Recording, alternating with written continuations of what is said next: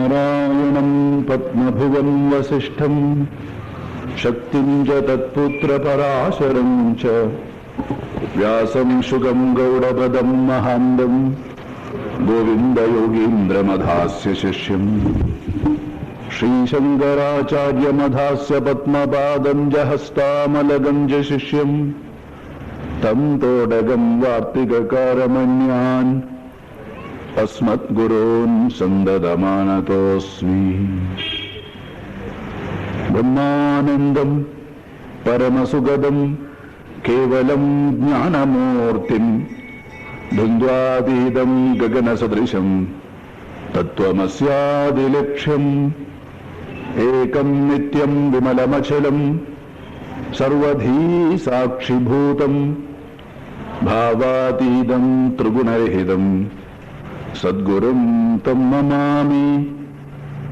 ഭാവാതീതം ത്രിഗുണരഹിതം സദ്ഗുരും തം നമാമി. ഭാവാതീതം ത്രിഗുണരഹിതം സദ്ഗുരും തം നമാമി. യം ബ്രഹ്മാ വരുണേന്ദ്രരുദ്രമരുതഃ സ്തുന്വന്തി ദിവ്യൈസ്തവൈഃ വേദൈഃ സാംഗപദക്രമോപനിഷദൈഃ ഗായന്തി യം സാമഗാഃ.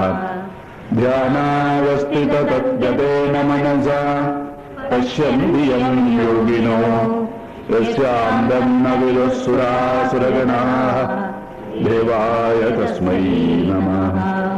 യസ്യാന്തം ന വിദുഃസുരാസുരഗണാഃ ദേവായ തസ്മൈ നമഃ. യസ്യാന്തം ന വിദുഃസുരാസുരഗണാഃ ദേവായ തസ്മൈ.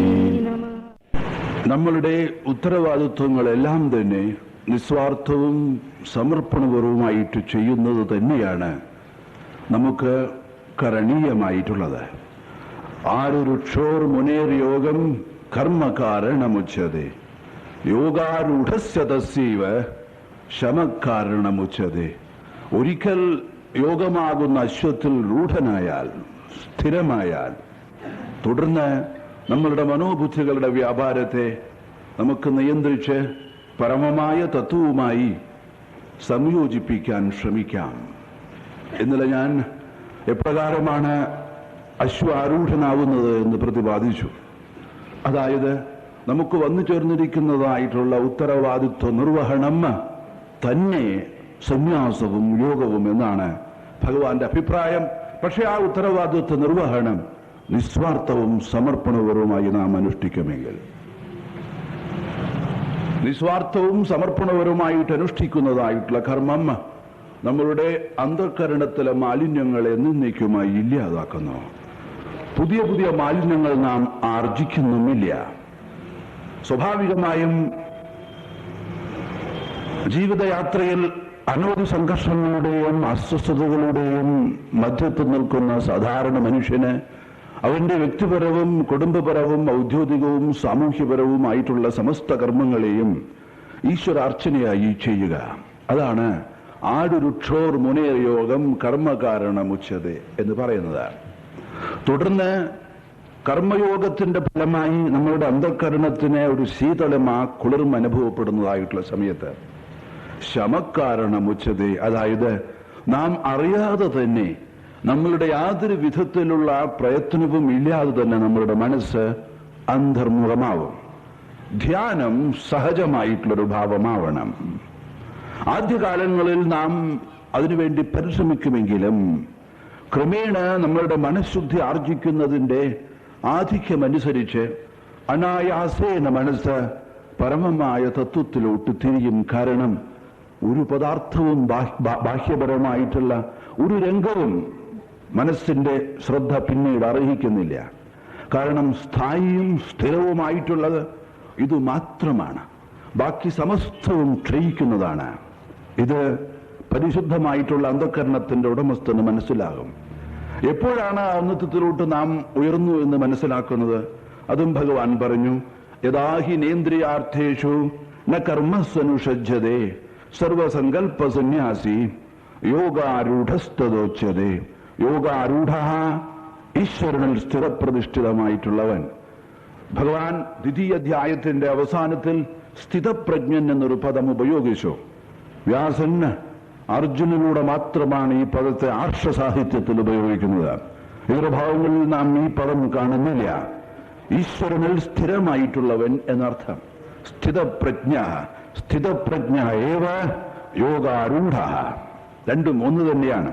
എപ്പോഴാണോ നമ്മളുടെ ആനന്ദത്തിനു വേണ്ടി, നമ്മളുടെ പരമമായ ശാന്തിക്കു വേണ്ടി നാം ലോകത്തിൽ ഒരു പദാർത്ഥത്തെയും ആശ്രയിക്കാത്തത്, യഥാ ഹി നേന്ദ്രിയാർത്ഥേഷു ന കർമ്മസു ന അനുഷജ്യതേ, അതായത് ഈ പ്രകാരമുള്ളതായിട്ടുള്ള കർമ്മം അനുഷ്ഠിച്ചാൽ ആ കർമ്മത്തിന്റെ ഫലം വന്നു ചേർന്നാൽ ഹിതമായിട്ടൊരു സാഹചര്യം വരുന്നതായിട്ടുള്ള സമയത്ത്, പ്രതികൂലങ്ങളായിട്ടുള്ള സാഹചര്യങ്ങളെ മാറ്റുന്നതായിട്ടുള്ള സമയത്ത് എനിക്കിതിനേക്കാൾ കൂടുതൽ ശ്രേഷ്ഠമായിട്ടുള്ള ഒരു സ്വാസ്ഥ്യം അനുഭവപ്പെടുന്നുള്ള വിചാരം നമുക്കൊക്കെ ഉണ്ടല്ലോ.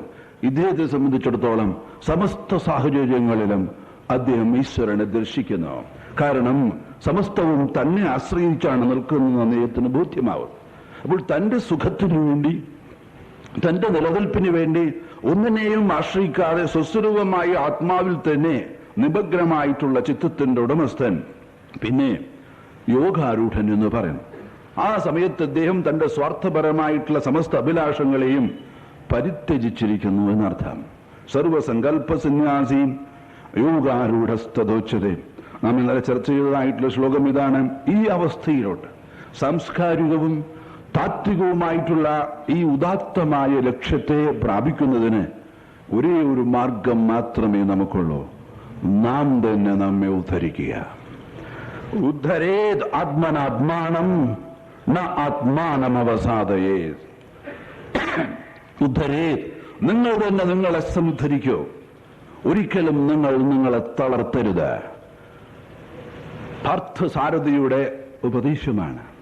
അതായത് ഒരിക്കലും നാം ഗുരുവിന്റെ കീഴിൽ ചെന്ന് അദ്ദേഹത്തെ നമ്മെ ഉയർത്തുന്നതിന് വേണ്ടി ആശ്രയിക്കരുത്. ലക്ഷ്യം അദ്ദേഹം പ്രദർശിപ്പിച്ചു തരും. ലക്ഷ്യത്തെ പ്രാപിക്കുവാനുള്ള മാർഗദർശനവും അദ്ദേഹം തരും. അതോടുകൂടെ ഗുരുവിന്റെ ജോലി കഴിഞ്ഞിരിക്കുന്നു. തുടർന്ന് നാം തന്നെ സ്വയം ചെയ്യണം. ഇത് വളരെ പ്രധാനമായിട്ടുള്ള ഒരു കാര്യമാണ്. ബഹുഭൂരിപക്ഷം സാധകന്മാരും വിചാരിക്കുന്നത് ഒരു ഗുരുവിനെ സമീപിച്ചു, ഗുരുവിനെ പൂർണ്ണമായിട്ടും നാം അദ്ദേഹത്തിൽ സമർപ്പിച്ചു, ബാക്കിയുള്ള കാര്യം അദ്ദേഹം ചെയ്യുമെന്ന്. ഇതാ ഏറ്റവും വലിയ ആചാര്യനായിട്ടുള്ള ഭഗവാൻ കൃഷ്ണൻ ഗീതയിൽ പറയുന്ന, നിങ്ങൾ തന്നെ നിങ്ങളെ സമുദ്ധരിക്കണം. വേറെ ആർക്കും നിങ്ങളെ സമുദ്ധരിക്കുവാൻ സാധിക്കുകയില്ല. എന്തുകൊണ്ടെന്നാൽ നിങ്ങൾ തന്നെയാണ് നിങ്ങളുടെ ശത്രു, നിങ്ങൾ തന്നെയാണ് നിങ്ങളുടെ മിത്രം. ആത്മൈവ ഹ്യാത്മനോ ബന്ധു ആത്മൈവരിപുരാത്മന. നമ്മുടെ ഓരോരുത്തരുടെയും ഉള്ളിൽ രണ്ടു തരത്തിലുള്ള വ്യക്തിത്വമുണ്ട്. ഒന്ന് ശ്രേഷ്ഠമായിട്ടുള്ള ഭാവത്തെ ഉൾക്കൊള്ളുകയും, രണ്ടാമത്തേത് ഏറ്റവും നൈമിഷികവും പെട്ടെന്ന് ലഭിക്കാവുന്നതുമായിട്ടുള്ള ബഹുമുഖമായിട്ടുള്ള മാർഗത്തെ സ്വീകരിക്കുന്ന ആളും. ഇങ്ങനെ നമ്മെ ഒന്ന് ബഹിർമുഖമായിട്ട് പോകുന്നതാണ് നമ്മളുടെ താഴ്ന്ന സ്വഭാവം. നമ്മളെ ഉയർത്തുന്നതായിട്ടുള്ള ഭാവമാണ് നമ്മളുടെ ശ്രേഷ്ഠമായിട്ടുള്ള പ്രകൃതി. ഇത് രണ്ടിനെയും സമന്വയിപ്പിക്കുന്നത് തന്നെയാണ് ആധ്യാത്മികമായിട്ടുള്ള സാധന കൊണ്ട് നാം ഉദ്ദേശിക്കുന്നത്. ഇത് വളരെ പ്രധാനമായിട്ടുള്ളൊരു കാര്യമാണ്. അതായത് എവിടേക്കാണ് നമ്മുടെ മനസ്സ് നമ്മെ വ്യതിചലിപ്പിക്കുന്നത്, ആ വ്യതിചലിപ്പിക്കുന്ന രംഗത്തിന്റെ നിരർത്ഥകത്വം നാം തന്നെ അതിനെ ബോധ്യപ്പെടുത്തി കൊടുക്കണം. അത് ഏത് കാര്യങ്ങളായാലും ശരി, പെട്ടെന്നുള്ള ധനാർജനം, പെട്ടെന്നുള്ള സുഖപ്രാപ്തി, പെട്ടെന്നുള്ളതായിട്ടുള്ള സുരക്ഷിതത്വം, പെട്ടെന്നുള്ള സാമൂഹ്യ അംഗീകാരം മുതലായിട്ടുള്ളതിൽ നാം മോഹിതരാകുന്നു. അതുകൊണ്ട് നാം ഏത് മാർഗത്തെയും സ്വീകരിക്കും. നമുക്കറിയാം. പക്ഷെങ്കിലും വീണ്ടും വീണ്ടും നമ്മളുടെ ഈ താഴ്ന്ന പ്രകൃതി നമ്മളുടെ ഉയർന്ന ആദർശത്തിൽ നമ്മളെ താഴ്ത്തുന്നു എന്നർത്ഥം. അതുപോലെ തന്നെ നിസ്സാരങ്ങളായിട്ടുള്ള പ്രതിബന്ധങ്ങൾ വരുമ്പോൾ, വിമർശനങ്ങൾ വരുമ്പോൾ, വിഷാദം വരുമ്പോൾ നാം എല്ലാറ്റിനോടും നമുക്കൊരു വിരസത തോന്നുന്നു. ഓർമ്മിക്കുക അന്നലത്തെ മന്ത്രം, ഇതും മാറി മറിഞ്ഞു പോവാം. ഒരു സ്ഥിതിവിശേഷവും സ്ഥിരമല്ല. അതുകൊണ്ട് വരുന്നതായിട്ടുള്ള സമസ്തത്തിനെയും സധൈര്യം അഭിമുഖീകരിക്കുക, അതിനെ അതിജീവിക്കുവാനുള്ള ശ്രമം നടത്തുക. ഉദ്ധരേത് ആത്മനാത്മാനം. ഒരു ആചാര്യനും തന്നെ ആശ്രയിക്കുന്നതായിട്ടുള്ള ശിഷ്യന്മാരെ തന്റെ അടുത്ത് നിർത്താൻ ഒരു ശ്രമവും ചെയ്യുന്നില്ല. ശിഷ്യന്മാരാണ് അദ്ദേഹം വേണ്ട ആചാര്യനാണെന്ന് പറയുന്നത്. ഏതൊരു ആചാര്യനാണോ തന്റെ ഭക്തവൃന്ദത്തെ ആശ്രയിക്കുന്നത്, അവരെ തന്നിൽ നിർത്താൻ ശ്രമിക്കുന്നത്, അവർ ഒരിക്കലും തലമുറകൾ നയിക്കുവാൻ സാധിക്കുകയില്ല. യഥാർത്ഥത്തിലുള്ള ആചാര്യന് തലമുറയെ ശാസിക്കും. കാരണം അതിലൂടെ മാത്രമേ അവൻ ഉദ്ധരിക്കുവാൻ സാധിക്കൂ. ഒരിക്കലും എന്റെ കൂടെ നിർത്തണം എന്ന് ഒരിക്കലും പറയുന്നില്ല. ഭഗവാൻ കൃഷ്ണന് അർജുനനും ഉദ്ധവനും രണ്ട് ശിഷ്യന്മാരേ ഉള്ളൂ തന്റെ സുദീർഘമായിട്ടുള്ള ജീവിതത്തിൽ. അതും അർജുനൻ ഒരു പ്രത്യേക അവസരത്തിലാണ് തന്റെ ഗുരുവിന്റെ മഹാത്മ്യം മനസ്സിലാക്കിയത്. അങ്ങനെ ഒരു വിഷാദസ്ഥിതി അർജുനൻ വന്നില്ലായിരുന്നുവെങ്കിൽ ഒരിക്കലും കൃഷ്ണൻ അർജുനന്റെ ഗുരുവാവില്ലായിരുന്നു. വളരെ പ്രധാനപ്പെട്ടതായിട്ടുള്ള ഭാവം, അതായത് തന്നെ ആശ്രയിക്കുന്ന ആളുടെ ക്ഷേമത്തിൽ കവിഞ്ഞ് അവരുടെ തനിക്ക് ക്ഷേമമുണ്ടാവണമെന്ന് ഒരാചാര്യനും ആഗ്രഹിക്കുകയില്ല. കാരണം ആചാര്യൻ സ്വയം സ്വാസ്ഥ്യത്തിൽ എത്തിയിരിക്കുന്നു, താൻ ആരെയും ആശ്രയിക്കുന്നില്ല. എന്നാൽ മാത്രമേ താൻ ആചാര്യനാവൂ. അതുകൊണ്ട് അർജുന, നീ തന്നെ നിന്നെ ഉദ്ധരിക്കൂ, ഒരിക്കലും നിന്നെ തളർത്തരുത്. നീ തന്നെയാണ് നിന്റെ ശത്രു, നീ തന്നെയാണ് നിന്റെ മിത്രം. നമ്മളുടെ ആദർശത്തിനനുസരിച്ച് നമ്മുടെ ജീവിതം പുനഃസംഘടിപ്പിക്കുവാൻ നമുക്ക് സാധിക്കുമ്പോൾ നാം നമ്മളുടെ മിത്രമാവുന്നു. നമ്മുടെ ആദർശത്തിന് വിരുദ്ധമായി നമ്മുടെ മനസ്സ് തന്നെ നമ്മളെ താഴ്ന്ന രീതിയിലോട്ട് വലിച്ചഴക്കുന്നതായിട്ടുള്ള സമയത്ത് നാം തന്നെ നമ്മുടെ ശത്രുവുമാവുന്നു. എത്തി എന്നറിയുക, നാം എപ്പോഴാണ് യോഗ ആരൂഢനായി എന്നറിയുക. നാം ഒക്കെ ഇതാ കർമ്മയോഗം ചെയ്യുന്നു. ഇതിപ്പോൾ തുടങ്ങിയതല്ല.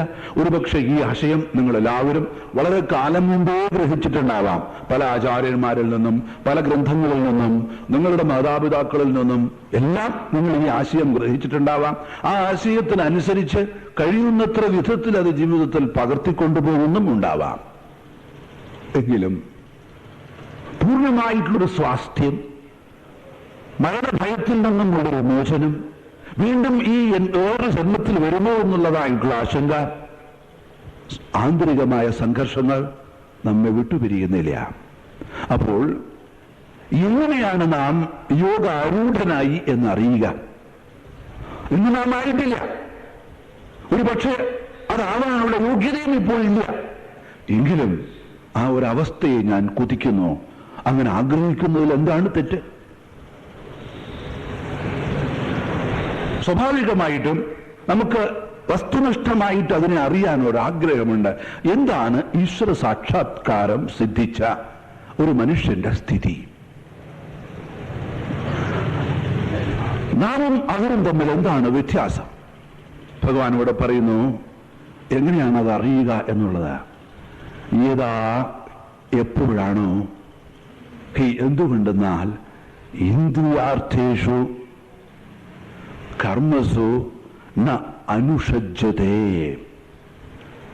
ഇന്ദ്രിയാർത്ഥം ലോകത്തിലെ നമ്മുടെ നമ്മുടെ ഇന്ദ്രിയങ്ങൾ നമുക്ക് കാണിച്ചു തരുന്നതായിട്ടുള്ള അനുഭവ രംഗങ്ങൾ, കണ്ണ്, മൂക്ക്, നാവ്, ചെവി, ത്വക്ക് എന്നീ ഇന്ദ്രിയങ്ങൾ നമുക്ക് തരുന്നതായിട്ടുള്ള അനുഭവങ്ങളാണ് ശബ്ദം, സ്പർശം, രൂപം, രസം, ഗന്ധം എന്നീ അനുഭവങ്ങൾ.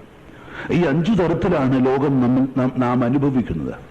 ഒരു ഇന്ദ്രിയം നമുക്കില്ല എന്നിരിക്കട്ടെ, അത്രയും ലോകം നമുക്കില്ല.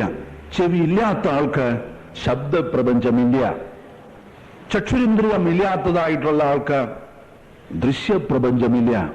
ഒരു ഇന്ദ്രിയമില്ലാത്ത ആൾക്കോ പ്രപഞ്ചം തന്നെയില്ല. ബന്ധുരാത്മാത്മനസ്തസ്യ യേനാത്മൈവാത്മനാജിതഃ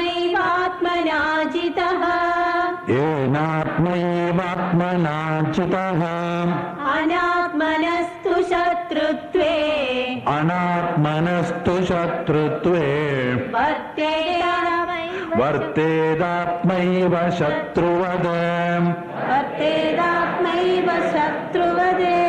ബന്ധുരാത്മാത്മനസ്തസ്യ येनात्मात्मनस्तस्य येनात्मैवात्मना जितः येनात्मैवात्मना जितः अनात्मनस्तु शत्रुत्वे अनात्मनस्तु शत्रुत्वे वर्तेदात्मैव शत्रुवद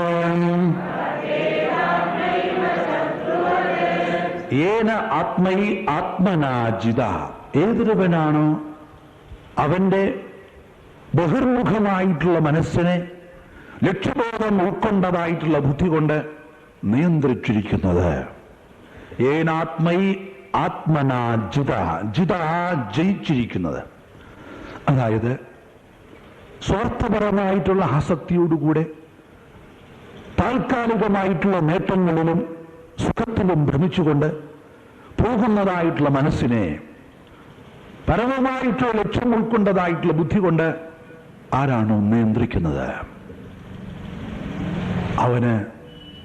അവൻ തന്നെയാണ് ബന്ധു. ബന്ധുരാത്മാത്മനസ്തസ്യ. നാം എപ്പോഴാണ് നമുക്ക് ബന്ധുവാകുന്നത്? നാം എപ്പോഴാണ് നമുക്ക് ശത്രുവാകുന്നത്?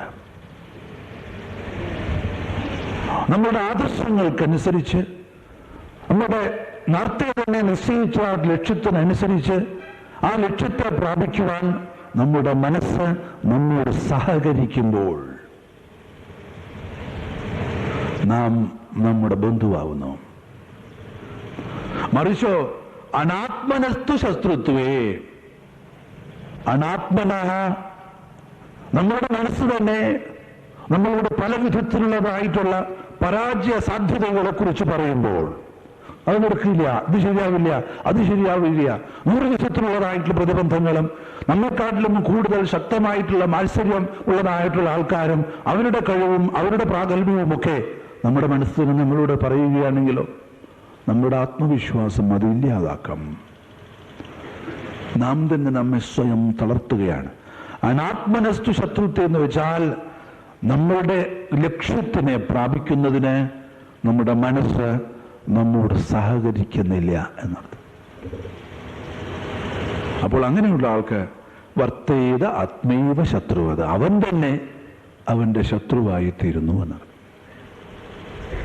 അപ്പോൾ നാം തന്നെയാണ് നമ്മുടെ ബന്ധു, നാം തന്നെയാണ് നമ്മുടെ ശത്രു എന്നത് ഏത് പ്രകാരമാണെന്ന് ഈ ശ്ലോകത്തിൽ ഭഗവാൻ വളരെ വ്യക്തമാക്കുന്നു. ഇനി നാം നമ്മുടെ ആദർശത്തിനനുസരിച്ച് മുന്നോട്ട് പോകുമ്പോൾ ഓർമ്മിക്കണം, പെട്ടെന്ന് നമ്മൾക്ക് ഒരു വിജയ സാധ്യത ഉണ്ടായി എന്ന് വരികയില്ല. മാത്രമല്ല നമ്മൾ ഉദ്ദേശിക്കാത്തതായിട്ടുള്ള പ്രതിബന്ധങ്ങൾ പലതും വന്നു എന്നും വരും. എങ്കിലും മനസ്സിനെ ശുഭാപ്ത വിശ്വാസം കൊണ്ട് നിറയ്ക്കുക വളരെ വളരെ പ്രധാനമാണ്.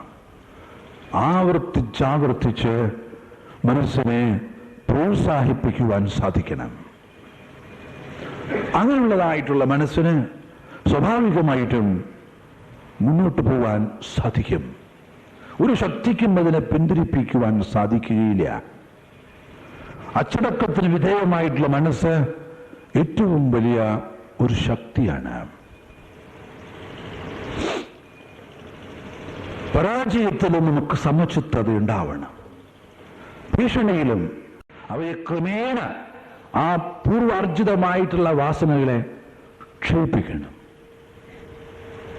കഠിനമായിട്ടുള്ള ഒരു പാറയിൽ നാം ഒരു വലിയ ചുറ്റി കൊണ്ട് 10-15 പ്രാവശ്യം അടിച്ചാൽ അത് പൊട്ടണമെന്നില്ല. പക്ഷെ അതിൽ അടിച്ചുകൊണ്ടേയിരിക്കുന്നതായിട്ടുള്ള സമയത്ത് അതിൻ്റെ കാഠിന്യത്തിന് ആ കാഠിന്യഭാവം നിലനിർത്താൻ സാധ്യമല്ല. അത് തകർന്നേ പറ്റും. അതുപോലെ നമ്മുടെ ഓരോരുത്തരുള്ളിലും നാം ആർജിച്ചു വന്നതായിട്ടുള്ള പർവ്വതാകാരമായിട്ടുള്ള സ്വാർത്ഥ അഭിലാഷങ്ങളുടെ കൂമ്പാരം ക്രമേണ ഇല്ലാതാവണം. അത് പെട്ടെന്ന് പ്രതീക്ഷിക്കേണ്ട. ക്രിയാത്മകമായിട്ടുള്ള സമസ്ത പ്രവർത്തനങ്ങളും പ്രകൃതിയിൽ പതുക്കെയാണ് നടക്കുന്നത്. പ്രസവം അതിന് അതിൻ്റെതായിട്ടുള്ള നിശ്ചിത സമയമുണ്ട്. കാരണം ജനനം ക്രിയാത്മകമാണ്, മരണമോ പ്രസവം പോലെ. ഇപ്പൊ ഞാൻ സംസാരിച്ചോളൂ, ഫോൺ വെച്ചോളൂ, കണ്ടോളൂ, മുഴുവൻ സംസാരിച്ചു. മരണത്തിന് ക്രമമില്ല, ജനനത്തിന് ക്രമമുണ്ട്. ഒരു പുഷ്പം വികസിക്കുന്നത് ക്രിയാത്മകമായിട്ടുള്ള ഒരു കർമ്മമാണ്. അത് മൊട്ടാവുന്നു, അതിന് സമ്പുഷ്ടി വർദ്ധിക്കുന്നു, അത് വിരിയുന്നു, അതിനതിൻ്റെതായിട്ടുള്ള സമയമെടുക്കും. പെട്ടെന്ന് 2 മിനിറ്റ്, 1 സെക്കൻഡ് കൊണ്ട് പുഷ്പം വരുന്നത് TV സ്ക്രീനിലാണ്. ഒരു മരം ഉണ്ടാവുന്നത് അതിൻ്റെതായിട്ടുള്ള സമയം. ഒരു മരം വീഴുന്നതോ എത്ര സമയം വേണം?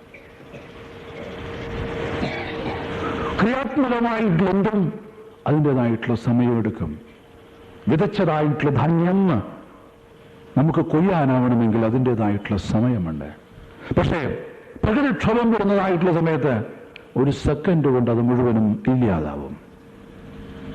സൂര്യോദയം ക്രിയാത്മകമായിട്ടുള്ള പ്രവൃത്തിയാണ്. അതിൻ്റെതായിട്ടുള്ള സമയമുണ്ട് സൂര്യോദയത്തിന്. മറിച്ചോ നശീകരണാത്മകമായ പ്രവർത്തനം ഭൂമി കുലുക്കം പെട്ടെന്ന് നമ്മൾ എന്താണെന്ന് അറിയുന്നതിന് മുമ്പേ കഴിഞ്ഞു. വിദ്യുത് ശക്തി ഉൽപ്പാദിപ്പിക്കുന്നത്, പക്ഷെ വിദ്യുത് ശക്തിയുടെ ഷോക്ക് അടിക്കുന്നത്, ഉൽപ്പാദിപ്പിച്ച വിദ്യുത് ശക്തി ഷോക്ക് അടിക്കുമ്പോൾ അതോടുകൂടെ കഴിഞ്ഞു. നശീകരണാത്മകം ഏറ്റവും വേഗം, ക്രിയാത്മകമായിട്ടുള്ളത് പതുക്കെ, വളരെ പതുക്കെ. ഇടിമിന്നൽ നശീകരണാത്മകം, പെട്ട 1 സെക്കൻഡ് കൊണ്ട് നിങ്ങൾ എന്താണ് സംഭവിച്ചു എന്ന് അറിയുന്നതിന് മുമ്പ് നിങ്ങളുടെ കാര്യം കഴിഞ്ഞു. അതുകൊണ്ട് ക്രിയാത്മകമായിട്ടുള്ള എല്ലാം പ്രകൃതിക്ക് അതിൻ്റെതായ സമയമെടുക്കുന്നു. നശീകരണാത്മകമായിട്ടുള്ളതോ വളരെ പെട്ടെന്ന് നടക്കുന്നു. മനുഷ്യൻ ദിവ്യതയിലോട്ട്, ഈശ്വരനിലോട്ട് പോവുക, നിങ്ങളെ സമുദ്ധരിക്കുക, അത് അതിൻ്റെതായിട്ടുള്ള സമയമെടുക്കും. ബദ്ധപ്പാട് വേണ്ട, വെപ്രാളം വേണ്ട.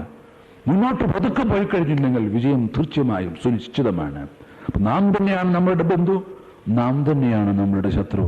എങ്ങനെയാണ് നമുക്ക് നമ്മളുടെ ബന്ധത്തെ സുദൃഢമായി നിലനിർത്തുക എന്നുള്ളത്? ബന്ധുരാത്മാത്മനസ്തസ്യ ഏണാത്മൈവാത്മനാജിത.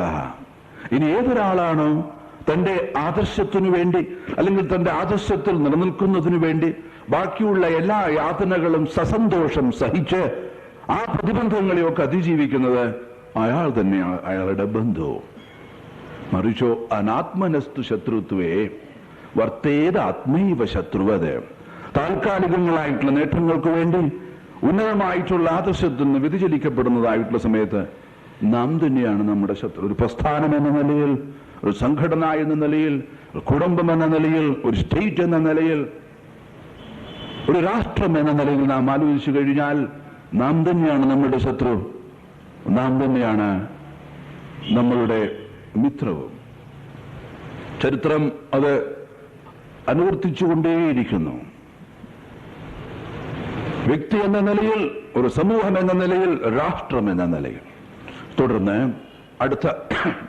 അടുത്ത ശ്ലോകത്തിൽ ഭഗവാൻ ആ ഔന്നിത്യം, അതായത് നമ്മളുടെ താഴ്ന്നതായിട്ടുള്ള സ്വാർത്ഥപരമായിട്ടുള്ള അഭിലാഷങ്ങളെ ലക്ഷ്യബോധം ഉൾക്കൊണ്ട ബുദ്ധി കൊണ്ട് കടിഞ്ഞാണിടുന്നതായിട്ടുള്ള സമയത്ത് നമുക്കുണ്ടാവുന്നതായിട്ടുള്ള ഫലം ഇതാ അടുത്ത ശ്ലോകത്തിൽ പ്രതിപാദിക്കുന്നു. ജിതാത്മന ജിതാത്മന പ്രശാന്തസ്യ ചിദാത്മന പ്രശാന്തസ്യ പരമാത്മാ സമാഹിതഃ പരമാത്മാ സമാഹിതഃ ശീതോഷ്ണ സുഖ ദുഃഖേഷു ശീതോഷ്ണ സുഖ ദുഃഖേഷു തഥാ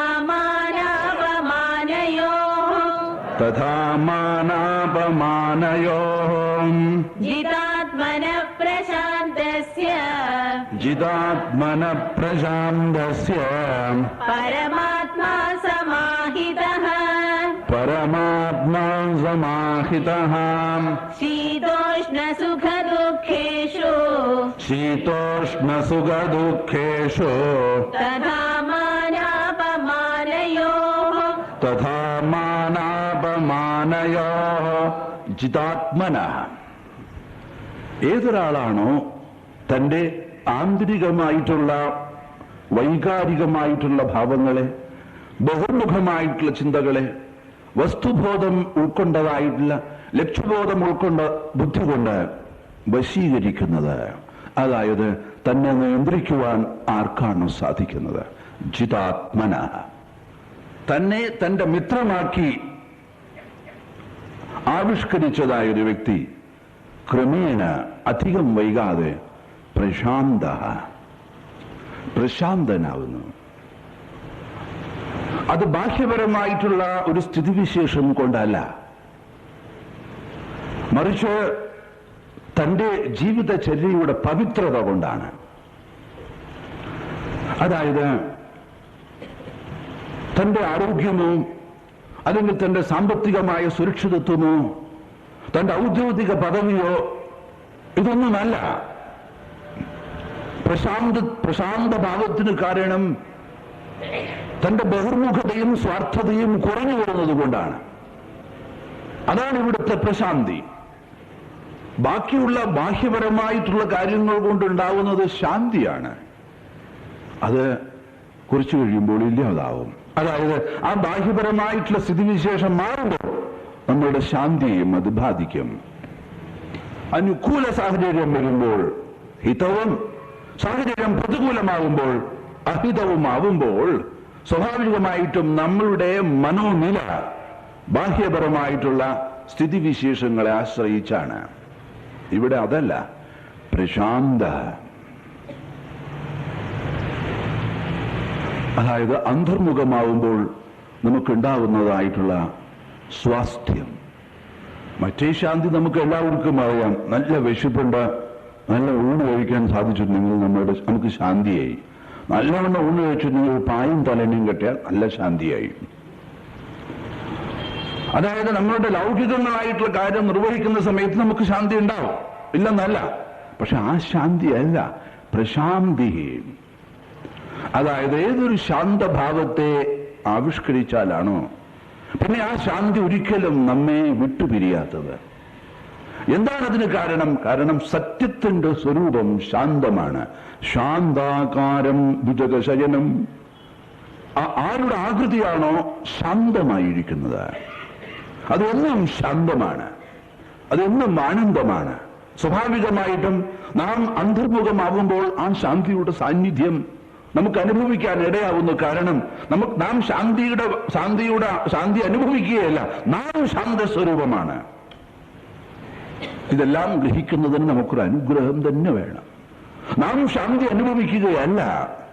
അഗ്നിയുടെ അടുത്തിരിക്കുമ്പോൾ നമുക്ക് ചൂട് അനുഭവപ്പെടുന്നു. പക്ഷെ നാം അഗ്നി സ്വരൂപമാണെങ്കിലോ? അതുപോലെ നമ്മുടെ മനസ്സ് ശാന്തി അനുഭവിക്കുകയല്ല, നമ്മളുടെ സ്വരൂപം ശാന്തമാണ് എന്ന് നമ്മുടെ മനസ്സ് ശുദ്ധമാവുമ്പോൾ നമുക്ക് മനസ്സിലാവും. എന്നൊരിക്കലും അത് ഗ്രഹിക്കാൻ സാധിക്കുകയില്ല. കാരണം നമ്മുടെ ചിത്തം ബഹിർമുഖമാണ്. അനവധി സ്വാർത്ഥപരമായിട്ടുള്ള അഭിലാഷങ്ങളും ചിന്തകളും നമ്മെ ബഹിർമുഖമാക്കിക്കൊണ്ടേയിരിക്കുന്നു. അതിനാലാണ് ഭഗവാൻ കർമ്മത്തെ, ഉത്തരവാദിത്വങ്ങളെ ഈശ്വരാർപ്പണമായിട്ട് അനുഷ്ഠിക്കുവാൻ പറയുന്നത്.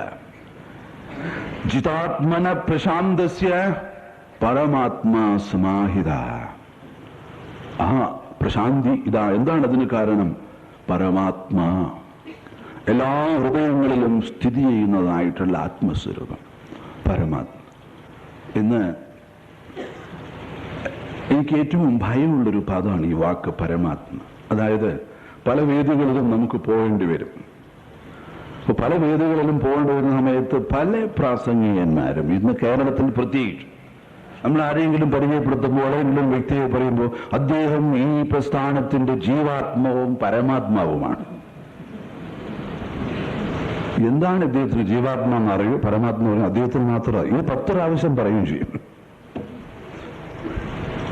ഇത് വാക്കുകളെ നാം ദുരുപയോഗം ചെയ്യുകയാണ്. ഇതൊക്കെ വൈദികമായ പദമാണ്, ഐതിഹാസികമായിട്ടുള്ള പദമാണ്, പൗരാണിക സാഹിത്യത്തിലെ പദമാണ്. അത് നമുക്ക് വെറുതെ നിരർത്ഥകമായിട്ട് ഉപയോഗിക്കാൻ പാടുകയില്ല.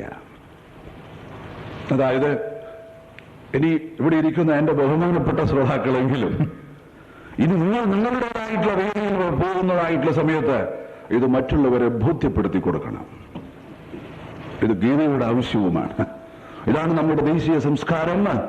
മറ്റുള്ള എല്ലാ വേദികളെയും സംക്രമിപ്പിക്കുവാൻ ഒരേ ഒരു വഴി ഇത് മാത്രമേ ഉള്ളൂ. എല്ലാവർക്കും ഇത് കേൾക്കാൻ പറ്റില്ല, എല്ലാവർക്കും ഇത് ഉൾക്കൊള്ളാൻ പറ്റുകയില്ല. അപ്പൊ അത് എല്ലാവരിലും എത്തേണ്ട രീതിയിൽ നമുക്ക് ഇത് ബോധ്യപ്പെടുത്തി കൊടുക്കണം. അതായത് നാം ഓരോരുത്തരും ഞാൻ ഞാൻ ഞാൻ ഞാൻ എന്ന പദം എപ്പോഴും ഉപയോഗിക്കുന്നു. ആ ഞാൻ ഈ ശരീരമാണ്, ഈ മനസ്സാണ്, എന്റെ ഗതകാല സ്മരണകളുടെ സമുച്ചയമാണ്, എന്റെ വരാൻ പോകുന്ന പ്രതീക്ഷകളുടെ സമുച്ചയമാണ്, എന്റെ വർത്തമാനകാലത്തിലെ അസ്വസ്ഥതകളുടെ മുഴുവനും കൂമ്പാരമാണ് ഈ ഞാൻ ഇന്ന്. ഇതാണ് ജീവൻ എന്ന് പറയുന്നത്. ഈ നമ്മുടെ ഓരോരുത്തരുടെയും ഉള്ളിലുള്ള ഈ ഞാൻ തന്നെയാണ് സമസ്ത ശരീരങ്ങളിലും ഉള്ളതായിട്ടുള്ള ചൈതന്യം.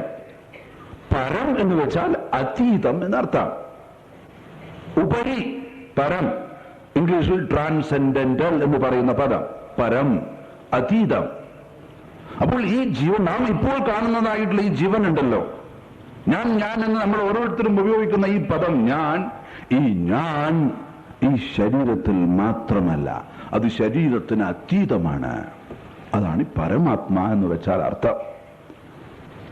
ഈ ആത്മാ പരം, ശരീര അതീതം, മനോബുദ്ധികൾക്ക് അതീതം, മനോബുദ്ധികൾക്ക് ഉൾക്കൊള്ളാൻ സാധിക്കാത്തത്. അതായത് ഇലക്ട്രിസിറ്റി ഈ ഉപകരണത്തിലുണ്ട്, ഇലക്ട്രിസിറ്റി മറ്റേ ഫാനിലുണ്ട്, ഇലക്ട്രിസിറ്റി ലൈറ്റിലുണ്ട്. പക്ഷെ ഇലക്ട്രിസിറ്റി ഈ ഉപകരണങ്ങൾക്കും അതീതമാണ്. ഇതിൽ ഉണ്ട്, ഇതിലുണ്ടെങ്കിലും ഇതിൽ മാത്രമല്ല അത്. എന്നതുപോലെ ഈശ്വരൻ എന്നിലുണ്ട്, പക്ഷെ എന്നിൽ മാത്രമല്ല, സമസ്ത ജീവജാലങ്ങളിലും അദ്ദേഹത്തിന്റെ സാന്നിധ്യമുണ്ട്. അതുകൊണ്ട് ഭഗവാൻ എല്ലാറ്റിലും ഉണ്ടതാനും അതേ സമയത്ത് എല്ലാറ്റിൽ നിന്നും അതീതമായിട്ടും നിൽക്കുന്നു. സമുദ്രം തരംഗത്തിലെല്ലാം ഉണ്ട്. സമുദ്ര ഉപരിതലത്തിൽ നടക്കുന്നതായിട്ടുള്ള എല്ലാ തരത്തിലുള്ള നുരയിലും പതയിലും വിക്ഷോഭങ്ങളിലും സമുദ്രമുണ്ട്. പക്ഷേ നുരയും പതയും മാത്രമല്ല സമുദ്രം. അത് സമുദ്രത്തിന്റെ ഒരു ചെറിയ അംശം. പക്ഷെ യഥാർത്ഥത്തിലുള്ള സമുദ്രം അഗാധമാണ്. അത് ഈ ഉപരിതലത്തിലെ വിക്ഷേപത്തെ അതീതമായിട്ട് സ്ഥിതി ചെയ്യുന്നു. അതിന്റെ മധ്യഭാഗം, അതിന്റെ അന്തർഭാഗം തികച്ചും ശാന്തമാണ്. മാത്രമല്ല ഏതാണ്ട് എത്രയോ അടി താഴെ സഞ്ചരിക്കുന്ന മുട്ടുന്നതായിട്ടുള്ള പല ഉപകരണങ്ങൾ, അതായത് നമ്മുടെ കപ്പലിന്റെ കാൽഭാഗം മാത്രമല്ല വെളിയിൽ കാണുന്നുള്ളൂ, ബാക്കി ഭാഗം മുഴുവനും ജലത്തിനടിയിലാണ്. അവിടെയൊക്കെ തികച്ചും ശാന്തമാണ്. അതിനും അടിയിൽ അഗാധമായിട്ടുള്ള ഭാഗത്തിൽ അങ്ങനെ ഒരു കപ്പൽ പോകുന്നുണ്ടോ എന്ന് തന്നെ സമുദ്രത്തിന്റെ മധ്യഭാഗം അറിയുന്നില്ല. ഒരു നാവികയുദ്ധം നടക്കുന്നുണ്ട് എന്ന് തന്നെ അറിയുന്നില്ല. ജലത്തിനടിയിൽ എത്രയോ അഗാധതയിൽ വസിക്കുന്നതായിട്ടുള്ള ജലജീവികളുണ്ട്. ആ സമ്മർദ്ദത്തിൽ മാത്രമേ അവയ്ക്ക് നിലനിൽക്കാൻ സാധിക്കൂ. അവയ്ക്ക് ഒരിക്കലും മുകളിൽ വരാൻ പറ്റുകയില്ല. ആ മർദ്ദത്തിൽ ജീവിക്കേണ്ടതായിട്ടുള്ള ശാരീരിക ഘടനയാണ് അവയ്ക്കുള്ളത്. അപ്പോൾ അവിടെ താമസിക്കുന്നതായിട്ടുള്ള എത്രയോ മൈൽ താഴെ താമസിക്കുന്നതായിട്ടുള്ള ജലജന്തുക്കൾക്ക് മുകളിൽ ഒരു നാവികയുദ്ധം നടക്കുന്നുണ്ട് എന്ന് തന്നെ അറിയുന്നില്ല. അതും സമുദ്രമാണ്. അതിനാൽ സമസ്ത ശരീരങ്ങളിലും അദ്ദേഹം സ്ഥിതി ചെയ്യുന്നുവെങ്കിൽ കൂടെ സമസ്ത ശരീരങ്ങൾക്ക് അതീതമായിട്ടും അദ്ദേഹം സ്ഥിതി ചെയ്യുന്നു. ഇങ്ങനെ എല്ലാറ്റിനും അതീതമായി സ്ഥിതി ചെയ്യുന്നതിനെയാണ് പരമാത്മാ എന്ന് പറയുന്നത്. ജിതാത്മന പ്രശാന്തസ്യ പരമാത്മാ സമാഹിത. നമ്മുടെ മനസ്സ് നിശ്ചലമാകുമ്പോൾ സമാഹിതത്വം ഉണ്ടാകുന്നു, ഒരു അന്തർശീതളമ. അതായത് യാതൊരു പ്രയാസവും ഇല്ലാതെ ആ ഉന്നതത്തിൽ നമുക്ക് ഇരിക്കുവാൻ സാധിക്കുന്നു എന്നർത്ഥം. അതായത് പരമാത്മസ്വരൂപത്തിന്റെ ഭാവത്തെ സ്വയം അറിയുക വളരെ വളരെ അനായാസേന ഉള്ളൊരു കർമ്മമാണ്. അതിനുള്ള ഒരുക്കങ്ങൾക്കാണ് പ്രധാനം. നോക്കൂ, കിടക്ക വിരിക്കുക, ജനലൊക്കെ അടയ്ക്കുക, അല്ലെങ്കിൽ ബാക്കിയുള്ള കാര്യങ്ങളൊക്കെ ചെയ്യുക, കിടക്കുക, അതെല്ലാം ഒക്കെ ഒരു പ്രവൃത്തിയാണ്. പക്ഷെ ഉറങ്ങുക,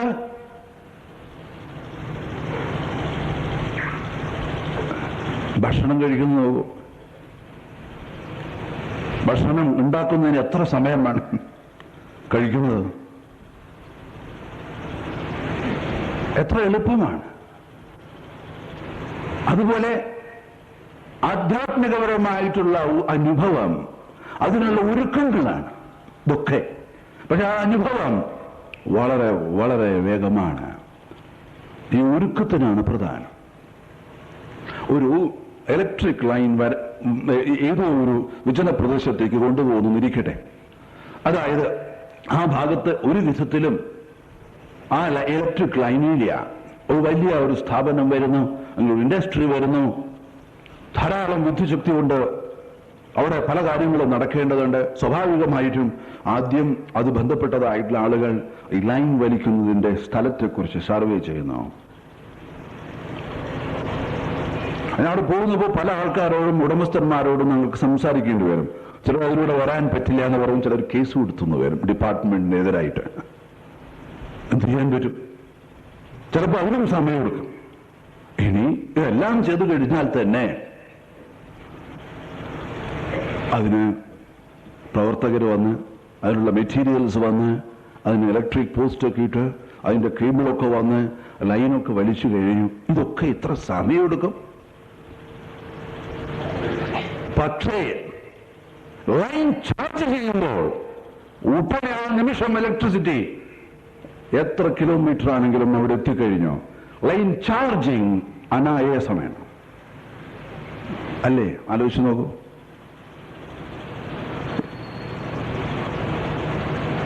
പക്ഷെ ഈ ഒരുക്കങ്ങൾക്ക് എത്ര സമയം വേണം? സുസുഖം കർത്തും അവ്യയം എന്ന് പറയുന്ന ഭഗവാൻ 9-ാം അധ്യായത്തിൽ സുസുഖം കർത്തം, ഒരു പ്രയാസവുമില്ലാതെ റെഡ് കാർപ്പറ്റ് ട്രീറ്റ്മെന്റ്, രാജകീയമായ രീതിയിൽ സുസുഖം കർത്തം. ബാക്കിയുള്ള എല്ലാറ്റിനും ഒരു നീണ്ടു നിവർന്നിരിക്കുക, മനസ്സിനെ ബാഹ്യമായിട്ടുള്ള ഭാഗം വെളിയിൽ നിന്നും കൊണ്ടുവരിക, ഈശ്വരമായിട്ടുള്ള ഭാവത്തിലോട്ട് മനസ്സിനെ നയിക്കുക. ഇതിനൊക്കെ പണിയുണ്ട്. പക്ഷേ ആ പരമാത്മാ സമാഹിത എന്ന് ഭഗവാൻ പറയുന്നുണ്ടല്ലോ, അത് നമ്മുടെ സ്വരൂപം തന്നെയാണ്. അതുകൊണ്ട് ആ ഭാവം ഉൾക്കൊള്ളുന്നതിന് യാതൊരു പ്രയാസവുമില്ല, സമയം തന്നെ അവിടെയില്ല എന്നർത്ഥം. നാം അറിയാതെ തന്നെ ആ തലത്തിലോട്ട് ഉയർത്തപ്പെടും. അങ്ങനെയുള്ള ആള് ശീതോഷ്ണ സുഖദുഃഖേഷു തഥാ മാനാപമാനയോ സമാഹിത. തുടർന്ന് ശീതം ഉഷ്ണം, സുഖം ദുഃഖം, മാനം അപമാനം, ഇത് മൂന്ന് തരത്തിലുള്ള ദ്വന്ദ്വ അനുഭവങ്ങളാണ്. ശാരീരിക തലത്തിലുള്ളതായിട്ടുള്ള അനുഭവമാണ് ശീതവും ഉഷ്ണവും. ഇത് ശീതവും ഉഷ്ണവും മാത്രമാവണമെന്നില്ല. ശാരീരികമായിട്ടുള്ള വേദനകൾ, ശാരീരികപരമായിട്ടുള്ള പീഡനങ്ങൾ, ശാരീരികപരമായിട്ടുള്ള ആരോഗ്യം, ശാരീരികപരമായിട്ടുള്ള സ്വാസ്ഥ്യം, ഇന്ന് കൂടുതലാണ് എല്ലാവർക്കും അവരവരുടെ ശരീരത്തെക്കുറിച്ചുള്ള ബോധം.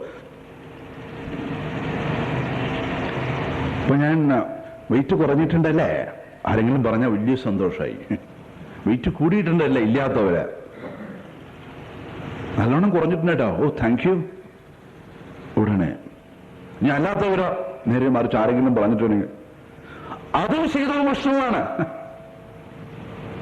അതായത് ശാരീരിക തലത്തിൽ നിൽക്കുമ്പോൾ ഓ നിങ്ങൾ ട്രിം ആയിട്ടുണ്ടല്ലോ, ഗുഡ്, ശീതം. അല്ല അങ്ങനെ പോയാൽ കഷ്ടാട്ടോ, ഉഷ്ണം. അപ്പൊ ശീതം ഉഷ്ണം എന്ന് വെച്ചാൽ ശാരീരിക തലത്തിൽ നമുക്കുണ്ടാകുന്നതായിട്ടുള്ള ഹിതകരമായിട്ടുള്ള അനുഭവങ്ങളൊക്കെ ശീതവും, ശാരീരിക തലത്തിൽ അഹിതങ്ങളായിട്ടുള്ള അനുഭവങ്ങളൊക്കെ ഉഷ്ണവുമാണ്. മാനസിക തലത്തിൽ ഉണ്ടാകുന്നതായിട്ടുള്ളതാണ് സുഖവും ദുഃഖവും. ശരീരം കൊണ്ടാണ് നാം അനുഭവിക്കുന്നത്, അനുഭവിക്കുന്ന ആള് മനസ്സാണ്. നിങ്ങളുടെ ചെവിയാണോ കേൾക്കുന്നത്? അല്ല. ചെവിയിലൂടെ നിങ്ങൾ കേൾക്കുന്നോ? നിങ്ങളുടെ കണ്ണാണോ കാണുന്നത്? അല്ല. കണ്ണിലൂടെ നിങ്ങൾ കാണുന്നോ? കാണുന്ന ആൾ മനസ്സാണ്. ചെവിയൊരു ഉപകരണം, കണ്ണൊരു ഉപകരണം. അപ്പോൾ സുഖയും ദുഃഖയും ആവുന്നത് വൈകാരിക തലത്തിലുള്ള അനുഭവങ്ങളാണ്. അത് മനസ്സാണ്. മാനാപമാനയോ, ഞാൻ അപമാനിതനും ബഹുമാനിതനുമാവുന്നത് എന്റെ ബുദ്ധി കൊണ്ടുള്ള വിലയിരുത്തലാണ്.